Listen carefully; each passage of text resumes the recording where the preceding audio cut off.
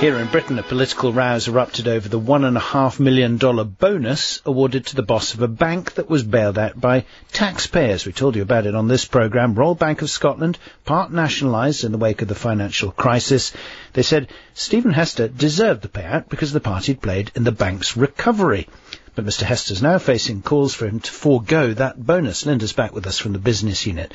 Sketch out the background for us, Linda. Well, Stephen Hester was brought in to run RBS after it had to be bailed out by the taxpayer to the tune of $70 billion. Now, the bank is 83% state-owned, and executive pay there has become something of a lightning rod for public fury over fat rewards in the financial sector. RBS's announcement came only 24 hours after no less a person than the Governor of the Bank of England pointed to the perceived unfairness that it's the well-heeled bankers who've caused the mess we're in, while it's the average and below average income earners who are actually paying the price for it. Mr Hester's bonus is worth an estimated $1.5 million. That's on top of an annual pay packet of $1.8 million.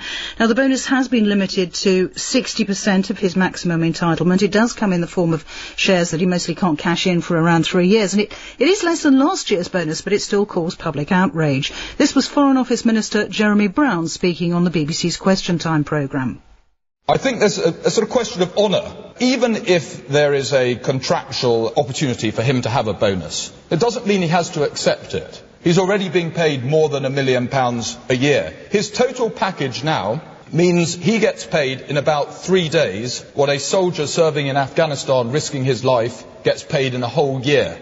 And I think he should reflect on that. He is effectively a public servant in a bank which is almost completely owned by us, the taxpayers, and I think he needs to think like a public servant who has a duty to his country, not like somebody who's there to line their own pocket. Well, we're joined in the studio now by Chris Roebuck, as visiting Professor of Transformational Leadership at Cass Business School in London and the former Global Head of Talent at UBS. Chris Roebuck, is there any justification of any sort for a bonus at a bank which hasn't yet paid back the taxpayers all the billions that it's had from them? Well, there's a lot of hot air about Mr Hester's pay, and if we compare him to his compatriots at the top of international banks, he's actually one of the good guys. As Mervyn King was making the comment about it was the bankers that caused the crisis, Mr Hester wasn't even in the industry at that particular point in time. The bank is now starting to make a profit. His pay is substantially less than some of his market peers. So to some degree, he's actually done quite a good job with a poison chalice, and what he's getting paid is in line with his contract, so there are some legal difficulties as to whether the bank could have withheld this. He doesn't have to take it, though, does he? Oh, no, he doesn't have to take it, and that doesn't make the thing morally right either, and this is the inherent problem with banking pay and indeed the pay of senior executives, that actually you have an irreconcilable problem. You have the bank that is saying that this is a commercial issue related to the pay of global chief executives within the banking world.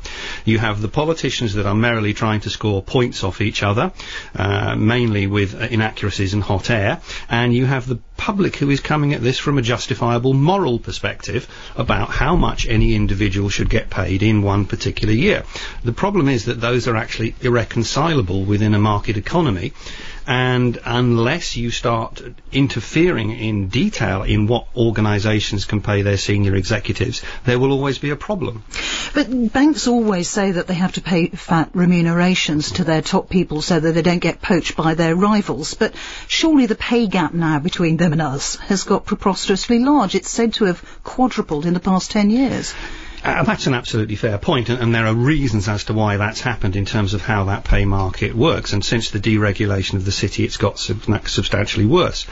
The same applies actually to chief executives of normal organisations.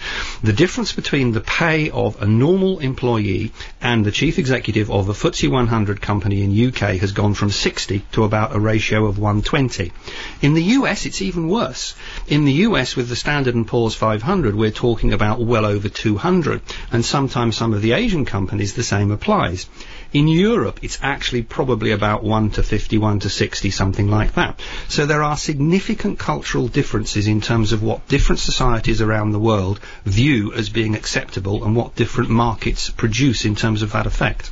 I suppose the one person we haven't heard from here is Stephen Hester. I don't know if he's going to say anything later today, but what's your view? Do you think he should give the money back or not take it? I think at this particular point in time, politically it would make a good point if he didn't take the money, but I think he should also make comments about the fact that actually he was not in the business at the time. He has done a good job, and it's about time politicians started being honest with the British public and saying we can't solve this problem as a government, it has to be solved globally. Chris Roebuck, thank you very much.